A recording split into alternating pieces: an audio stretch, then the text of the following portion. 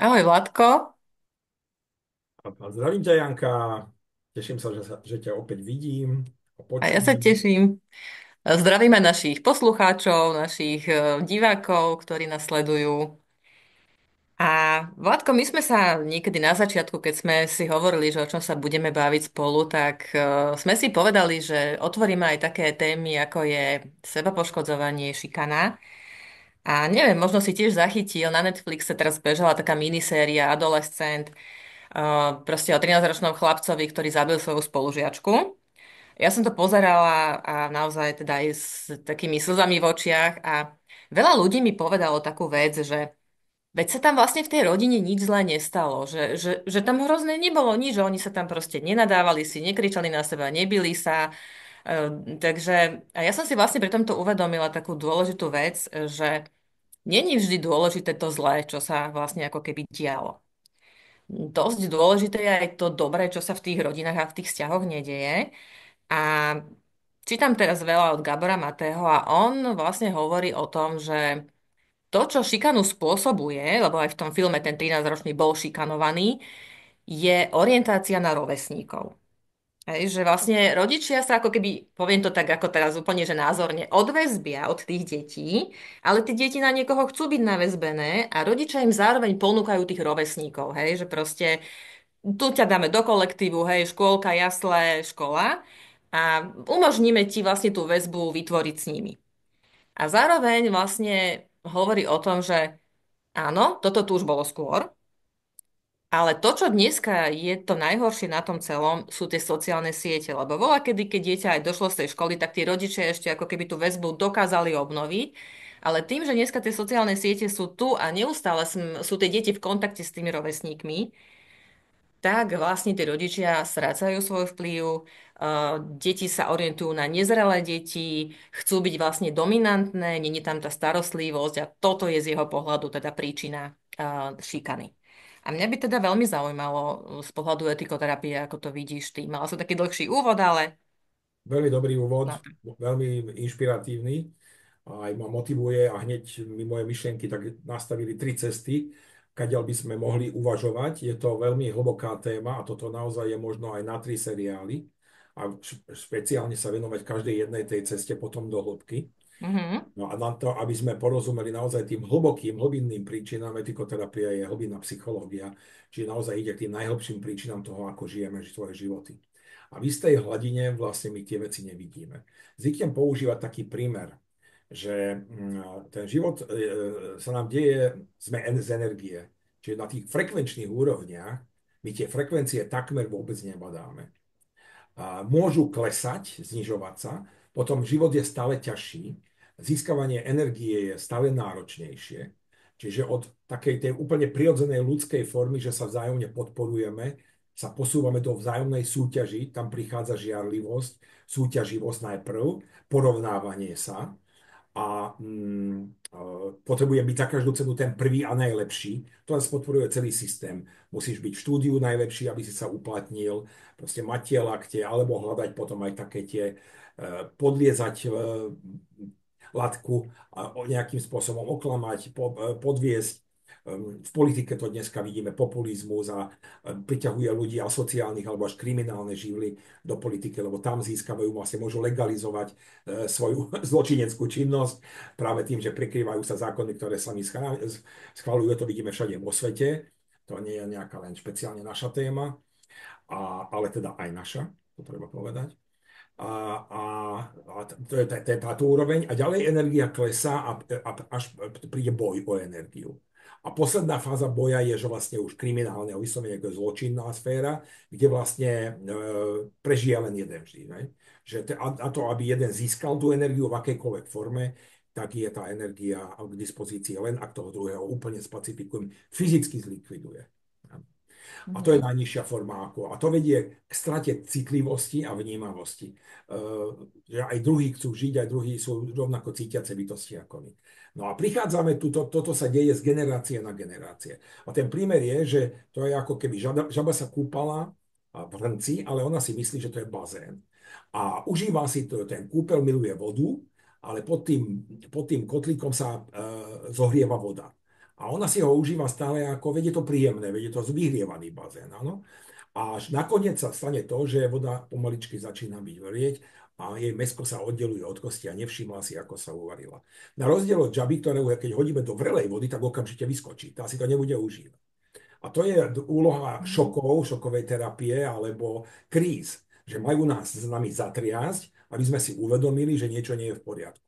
Ale my už sme tak varené žaby, že aj krízy nevnímame ako, ako niečo, čo nás má prebrať z letargie a zásadným spôsobom zmeniť dovtedajšie správanie, že teda pochopiť, že to nie je bazén, Mhm. len my sme boli dneska vo fáze, že všade počujeme pozor, varí sa voda, pozor, bude to žabacia polievka. A my tam sedíme na tej pláži a hovoríme koak, koak. A kde sú tie žaby do tej polievky? Koak, koak. Toto No, je súčasný problém človeka. Z tohto teraz by som vyšiel k tomu tvojej otázke, nezabudol som na ňu, aj keď idem teda tiež zo široka, lebo toto si naozaj vyžaduje pochopiť rámec, akým uvažujeme. Že prečo teda tie deti, najmä teda sa vyzerá tak, že silnejší chlapci, ale už sa stretávame s tým, že aj dievčatá šikajú, dokonca mužov. Nedávno mi chlapci rozprávali, že vybrali sa na výlet do Španielska a oproti krásne dievčence išli, otočili sa, pozreli sa na tých chalanov a jedna prišla a capla toho chlapca po zadku. no, A oni zostali úplne že šokovaní, že to čo, kde sa to ocitli. Hej? emancipácia. Áno, áno. A zrejme veľmi silne maskulínne typy žien, kde sa tá Mhm. energia mu už posúva do tej mužskej polarity a správajú sa v podstate v ženských telách už ako mačovia, áno. A to znamená niekto, kto si cíti svoju nadredenosť. Kto cíti, že môže sa tak správať. To je mačo. No to Napríklad je, voči to je, žene.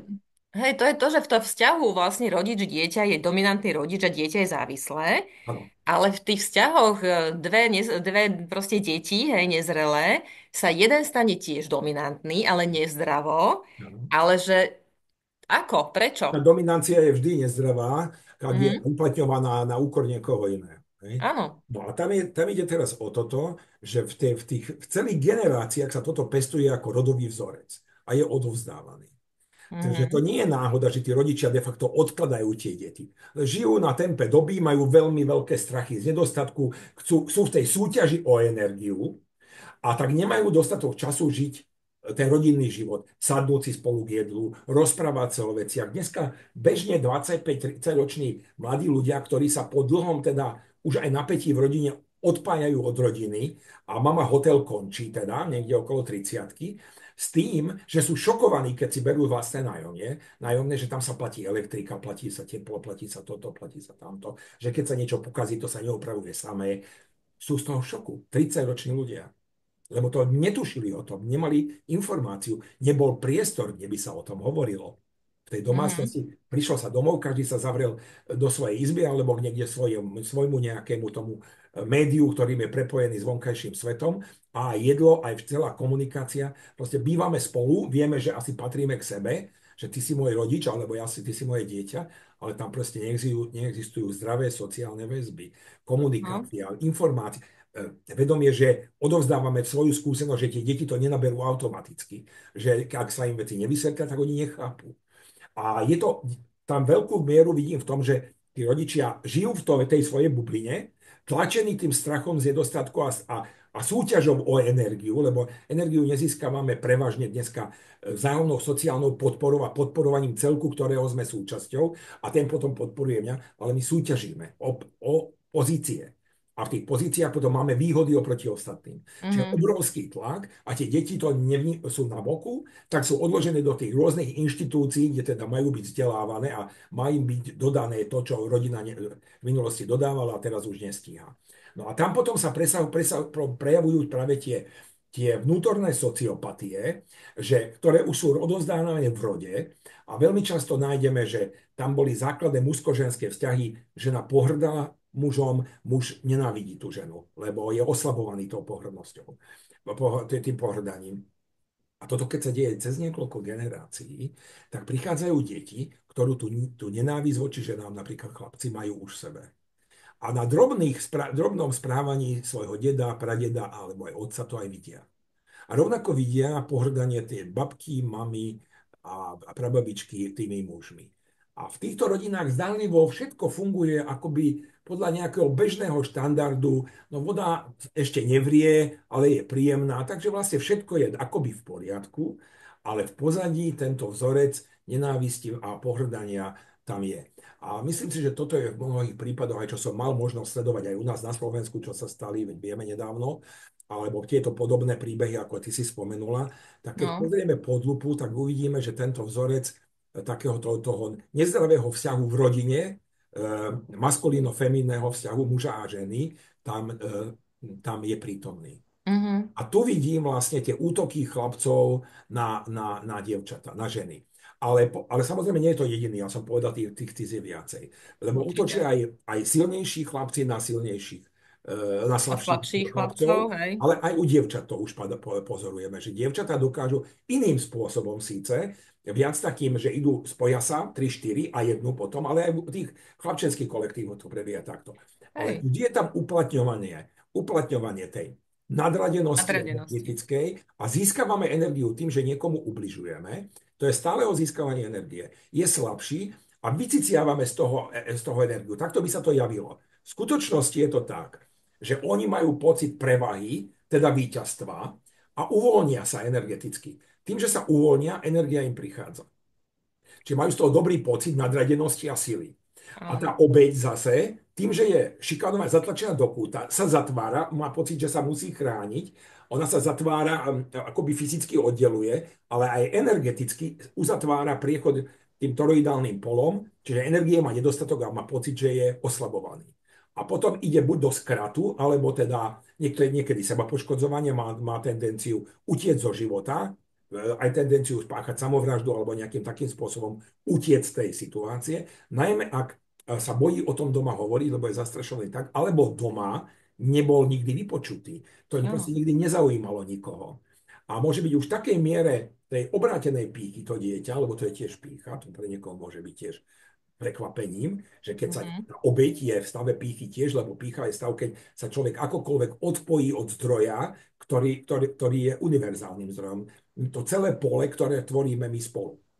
A keď ja nie som napojený na ten zdroj, to znamená, nedôverujem, nemám hlbokú dôveru v celo, ktorého som súčasťou, ale bojím sa ho, tak sa uzatváram aj energeticky a som odkázaný na tie náhradné zdroje. A to je boj a súťaž.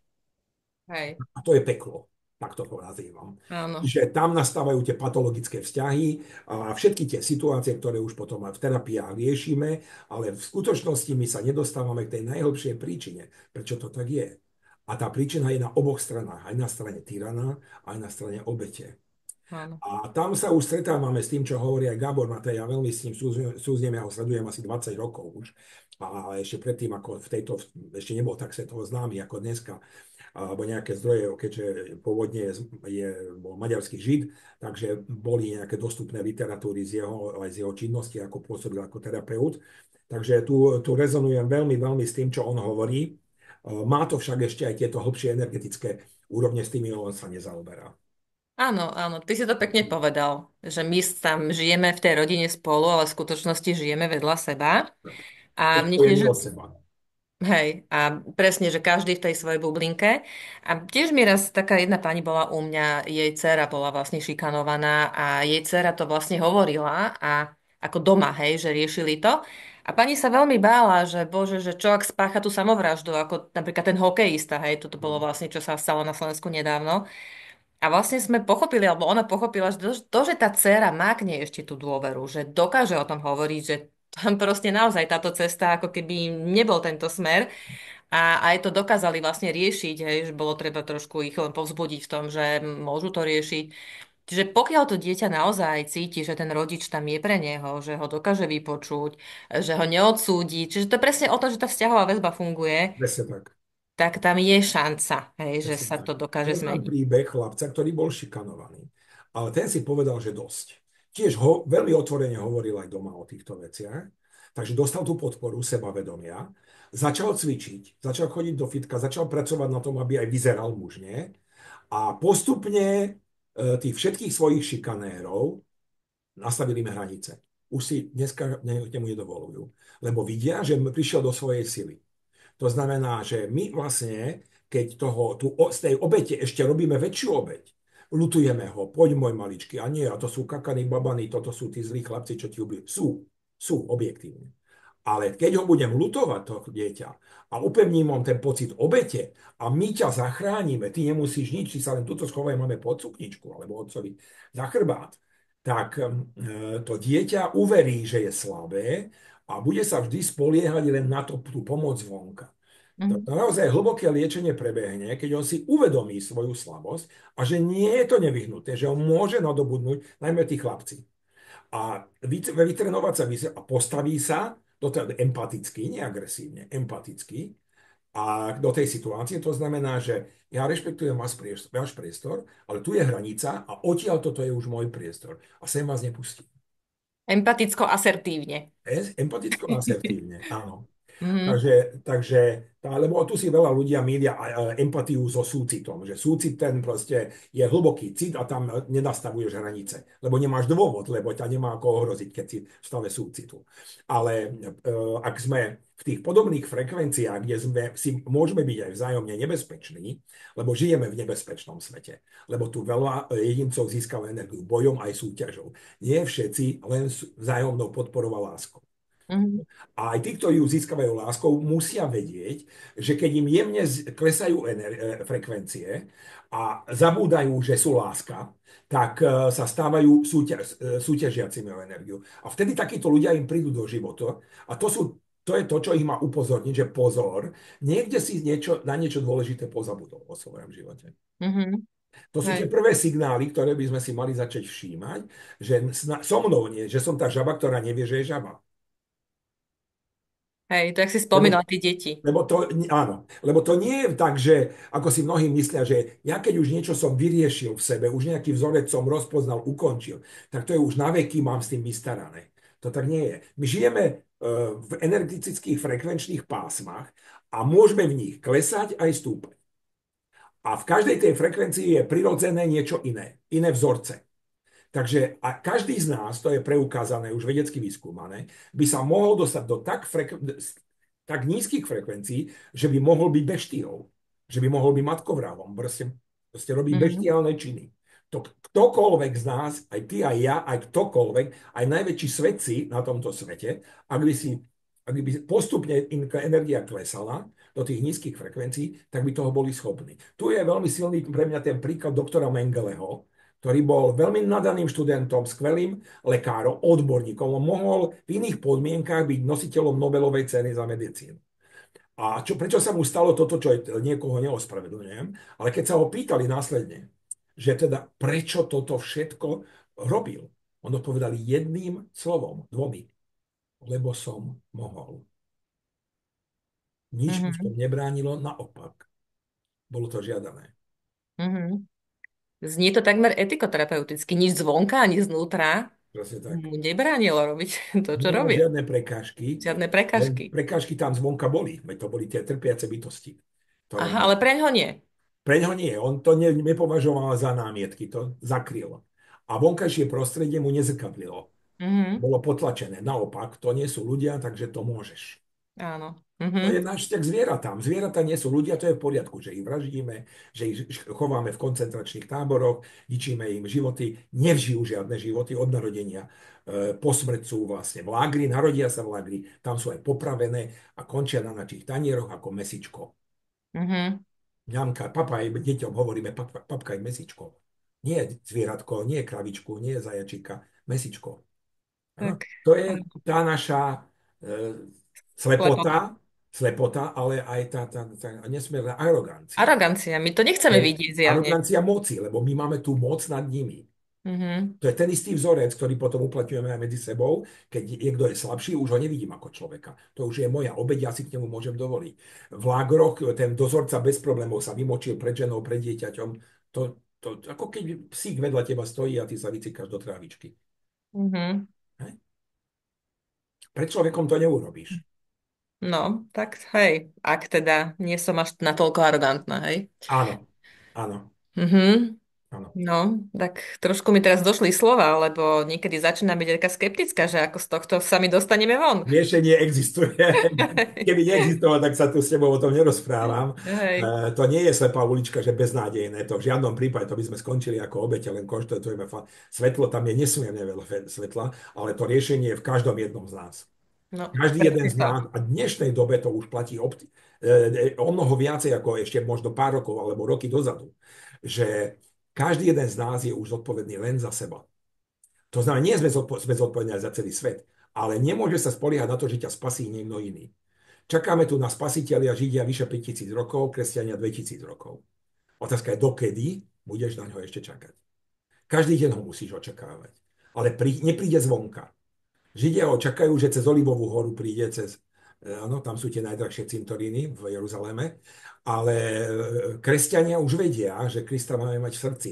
To znamená, tá brána, kadiaľ prichádza, je v každom jednom z nás.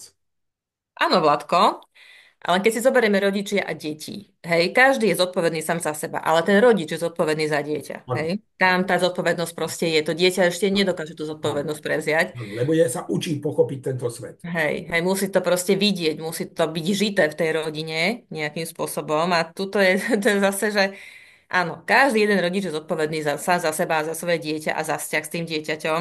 Za Lebo vzťah áno, medzi sebou. medzi sebou, lebo veľa ľudí mi dávalo tú otázku, a teda či mám, lebo som to dávala na Facebook, hej, teda na moju stránku a tam mi písali potom ľudia, že a či teda ja mám nejaký tip na nejaký program proti šikane. No nemám tip na program proti šikane, lebo Program asi proti taký zjavne šikane je seba neexistuje. poznanie a seba transformácia, lebo Hej, každý ten rodič môže byť zodpovedný len do tej miery, ako je zodpovedný voči sebe. A že keďže väčšinou sme nezodpovední voči sebe, no tak nemôžeme byť ani voči tým deťom. Čiže inak povedané, aj rodičia odozdávajú len tie vzorce, ktoré majú v sebe a ktoré v nich pracujú. A aj bez ohľadu na to, či ich poznajú alebo nepoznajú. Aj nerozpoznané vzorce odovzdávajú. Takže hej, môžeme povedať, ty si zodpovedný. Ale keď ten rodič ani nevie, čo pácha, on nevie, kde je tá žaba, na ktorú sa valí tá polievka. Áno? hej, A hej. nevie, že on je tou žabou. No Mhm, tak teraz mu povedz, ty si ten zodpovedný, ktorý teda, ale je to tak. Je to dneska naozaj tak. A každý potom je nositeľom tých dôsledkov, do akej miery je jeho vedomie otvorené, ako hlboko porozumel ortobiózu vedu o živote. mhm, A do tej miery má aj dôsledky, aj mieru utrpenia potom následne. hej, Keď sme v roli terapeuta, tak predovšetkým samozrejme maximálny súcit s tým utrpením. Ale aj terapeut musí vedieť, kde je tá hranica, pokiaľ ešte tomu človeku môžem pomôcť otvoriť obzor a rozhodnúť sa, ktorou cestou následne pôjde a kde už ho by som ho tlačil do toho. A to je pácham násilie a dávam mu niečo, s čím on nedokáže pracovať. hej, presne ako Ja si hovoríš, to myslím, je. že v terapiách našou úlohou je naučiť sa jazyk ľudí, s ktorými pracujeme. A musíme sa znížiť zo svojho akademického jazyka na jazyk, ktorému rozumejú. Ja som toto teraz pochopil v Indii, keď som bol v januári, že ja pokladám Indiu ako za svetú zem, ale tam sú samozrejme všetky vrstvy aj asociálne, aj kriminálne. A bol tam obrovský jeden z najväčších z festivalov sveta, Kumbh Mela, kde sa zúčastňovalo viac ako 400 miliónov ľudí za 45 dní. 15 miliónov ľudí denne tam prichádzalo na to miesto. Za každým iných 15 miliónov. Mhm, A samozrejme, že sa tam vyskytli aj podvodníci, ktorí sa obliekali do oranžového rúchavy za mníchov a chodili s miskou po žobraní a ľudia im dávali peniaze, ktorí tam prichádzali.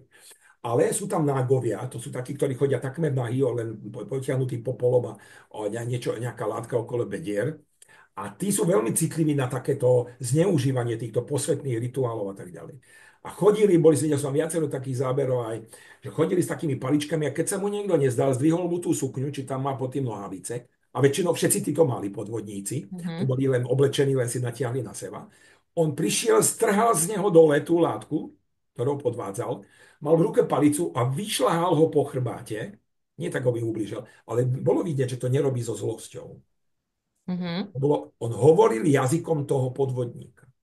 A následne som sledoval, ako sa riešia napríklad taká drobná kriminalita alebo bežná policajný dohľad nad verejnosťou, doprava a podobné veci. A tiež sú tam aj drobné krádeže alebo takéto veci sa udejú. Tam policajti nie sú vyzbrojení zbraniami, ale ani pokutovými bočkami. Tie jednoduché masy žijú na tak skromných podmienkach, že on nemá na to prostriedky, aby zaplatil nejaké pokuty. mhm, Policajt má palicu. drevenú. To je vyzbrojený. A keď napríklad ho prichytia niekoho pri krádeži, alebo proste nemá príľbu na motorke, zastaví ho, ostro na ňo hovorí, ale to je cítiť, že to je len naučený jazyk, Mhm. jednoduché slová, ktoré ten človek, ktorý nedodržiava zákony, oni to vedia Indovia, že oni sú aj mentálne jednoduchší tí ľudia. Takže on nebude hovoriť s ním ako dobrý deň, súdružka, súdruž, alebo pán a pani, a viete, a teraz toto, a no, porušili sme To je zbytočné. On mu povie, nemáš príľbu. Nemám. Kde ju máš mať? Na hlave. Teraz. Nasadí a potom mu jednu šláhne po chrbáte tou palicou. To sa v Indii deje. Alebo keď je to vážnejšie, že chytili ho pri krádeži, tak jeden policajt ho takto zahačne pred seba, tvárou k sebe, odkryje mu chrbát a ten druhý mu po zadku, po nohách šľahá pod tou palicou. Čiže hovorí jeho jazykom, lebo tomu rozumie. To nie No, je, že fyzicky také tresty. Tento človek by na dohovorenie alebo na pokutu nejako nereagoval. Pokutu nemáš čo zaplatiť, dohovoreniu nerozumie. To je to, a čo to porozumie tomu? tomu absolútne rozumie. Mhm. Títo ľudia, keď ich vidíš, že niekde, že potom mi kamarát Indu ukazoval, že prišli sme na také námestie a tam postávali takí nejakí a hovorili, vidíš, toto sú zlodeji, títo. Mhm. Objavili sa policajti, prechádzali palicou, tí sa pratali, jak úplne zmizli odtiaľ. Ale nestali sa nezlodejmi, alebo No neprestali nie, byť no tak zlodejmi. ale to je, a tam nejde o to, aby ty si ich prevychoval, lebo nemáš na to. On Mhm. nemá, je to jeho spôsob získavania energie. Podvodom, klamstvami, zlodejinou. On sa Mhm. naučil, že to je spôsob, ako energiu získa.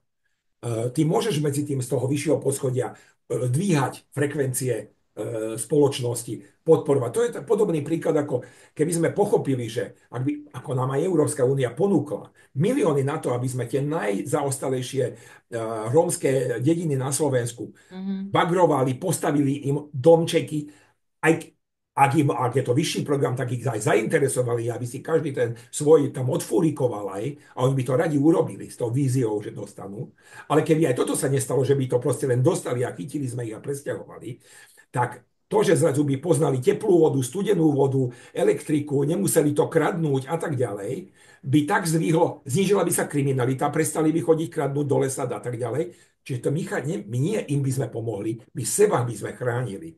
Mhm. Akokoľvek investíciu do vzdelania, do edukácie, je investícia do bezpečia.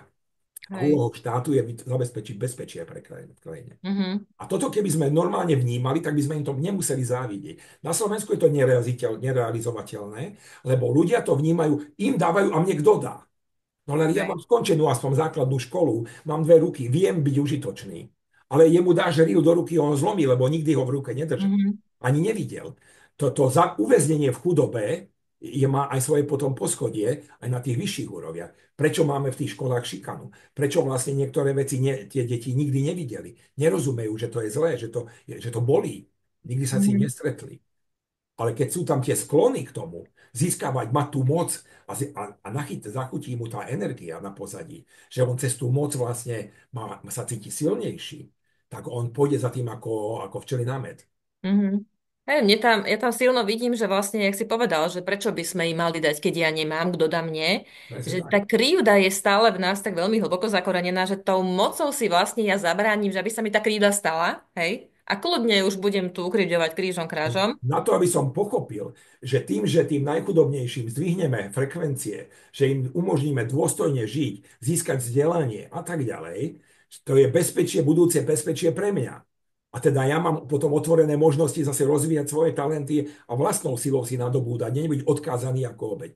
Ale my milujeme byť obeťou a práve tým, že nariekam, že tomu dali a mne nikto nedá a ja čo nič nemám, tak vlastne živíme v sebe tento vzorec obete a to je presne ten vzorec, ktorý v tých rodinách potom vedie, tými chlapmi sú tie ženy pohrdajú, lebo Mhm. tu mám 4 deti okolo seba, ty nevieš uživiť tie deti, lebo Mhm. a tak ďalej. A ten muž nevie, lebo vlastne doma má peklo, on príde domov, nezregeneruje svoje vitálne sily, lebo myslí na to zase, že čo zase bude zle. A tá patológia v tých rodinách vlastne, ktorá prebieha niekde na hlas a niekde potichu, zákerne. Mhm. že nie je Áno, počuť, ale ono to tam proste je proste stále. to tam je, hej. Čiže tu sme na tej Mhm. rovine, tej bazálnej úrovne, ako my vlastne vnímame život, ako sa k sebe vzájomne správame, že nejaká prirodzená láskavosť, úcta jednému druhému vymizne, lebo stále máme strach, že nebude dosť energie. To Mhm. je, to je niečo, keď domyslíme do dôsledkov niečo nesmierne smutné, lebo my sme z energie, to je ako keby ryby v oceáne zomierali na nedostatok vody. Nie, že Mhm. čisté alebo špinavej, ktorú im znečistujeme, ale vody ako Dotyk. takej. Hej. Lebo však sme Mhm. z energie a to je dostupná, len sa je treba otvoriť. Mhm. No len na Hej. to by sme už museli mať tú intelektovú kapacitu, a to znamená dostatočne vysoké frekvencie vedomia, aby sme vedeli, že investícia do tohto, lebo to je investícia do bezpečia a do prosperity krajiny, ak podľa úrovne najchudobnejších a najmenej vzdelaných a najmenej vedomých potom dopadajú na celú spoločnosť. Mhm. Bo nedá sa zaviesť vo svojich getách, kde máme svoje vily a ohradené ploty a závory, Aj alebo keď, žijeme tu navzájom prepojení. aj keď sú pokusy zavrieť sa vo svojej luxusnej bubline, Áno. ale Len tam potom prídu problémy s tými deťmi. Lebo v presne. týchto rodinách sa najviac dejú tieto problémy. Mhm. Hej, a ja sa vrátim ešte teda k tej obeti, ak si povedal, lebo ja vnímam, že obeť je veľmi spojená s tou krivdou, ale obeť si teda aj pritiahne toho svojho tyrana, Áno. Vždy. že proste rovnaký základ má aj obeť aj tyran, len obeť žije tú krivdu, kdežto tyran sa tomu proste vymedzuje a už nechce byť nikdy ukrivdený. A Jedna minca s dvomi stranami. Na jednej hej, strane je to tyran, na druhej je to obeť. A vždy sa presne. pritiahnu, jeden druhého aj potrebujú. Preto poznáme štokholmský syndrom, že vlastne obete adorujú svojich tyranov. A ešte ich Mhm. vo voľbách aj volia. Áno? Áno, A práve áno. oni sú prvé obete ich potom Mhm. tyranie. Hej, čiže vlastne áno, toto, čo sa tu deje, vlastne plodí aj obete, aj tých tyranov. A ešte aj A tretí, aj každá, záchranárov, aj záchranárov ešte k tomu, presne. ktorí získavajú energiu tým, že zachráňajú jedných aj druhých. Áno, áno, Takže presne ako točíme sa hovoríš. stále v tomto kruhu, ale aj z toho, aby tu bolo to svetlo, aj z toho existuje cesta von. No A dobre, tak. taká sloboda, že nie som závislý získať energiu ani ako obeť, ani ako tyran, ale ani ako záchranár. To neznamená, že nepomôžem a nezachraňujem, keď je treba a keď je to objektívne, je o to Mhm. dopyt prichádza. Ale sú aj záchranári, ktorí vyvolávajú situácie, aby mohli zachraňovať, lebo je to pre nich dôležitý zdroj energie. Áno, lebo Čiže zdroj menia sa na energie. Hej. tyranov a Mhm. potom tie obete zachraňujú. Áno. No dobre, Vládko, tak keď si povedal, že teda svetlo na konci tunela existuje, tak poďme to dneska uzavrieť s niečou nádejou teda pre nás, že vrátime Som sa k to tomu potom pod ešte na čiarom aj budúce. povedal. Edukácia, edukácia, edukácia. Mhm. Vzdelávať sa, chápať, porozumieť, otvoriť sa tomu. Toto je základná úloha. Odčiaľ Mateja Hrebendu, ktorý tu roznášal kalendáre po Slovensku, nič dôležitejšie ešte stále nemáme. Mhm. A práve to Hej. je to, čo masovo zanedbávame. Keď pozrieme na to, ako vyučujeme naše deti, práve tam vytvárame tie obete, veď je to celé na tom frontálnom systéme postavené. Katedra už, chvála Bohu, nie je o stupeň vyššie ako, a už aj v Mhm. starších školách sú skupinky, že majú lavice po skupinkách, už to nie je Už sa tie to, riadky, kde hej. učiteľ je to božstvo, ktoré všetci musíte počúvať. Áno. Ale ešte Mhm. stále počúvam príbehy, ako učitelia dokážu povedať decku do očí, že ty si u mňa skončil, ty ani sa nehlás na hodine. Hej, takže stále to je, aj rodičia to tak dokážu povedať deťom, aj učitelia, čiže edukácia, edukácia, edukácia. A ja ukončím slovami Gabora Matého, ktorý vraví, že čím viac teda vieme, ako veci fungujú, tak tým menej môžeme pokaziť. Takže áno, vedieť, fungovať na tomto princípe, vzdelávať Keď sa. vieš, tak konáš. Keď nevieš, nevedomosť je konečná príčina veškerého Mhm. utrpenia. Tak, hej, aj všetkej arogancie, ignorácie. Tak. Takže Sneď ďakujem, ignorancie. Vládko, dneska.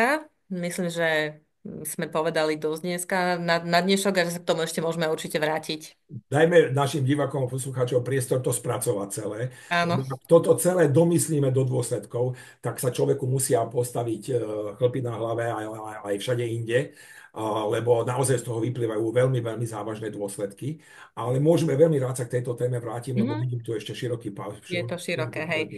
Hej, ale možnosti. nech teda každý si je svetlom sebe samému, ako ty vravíš. Tak. To by bolo po dnešku celkom príjemné, keby sa niečo tak rozsvietilo.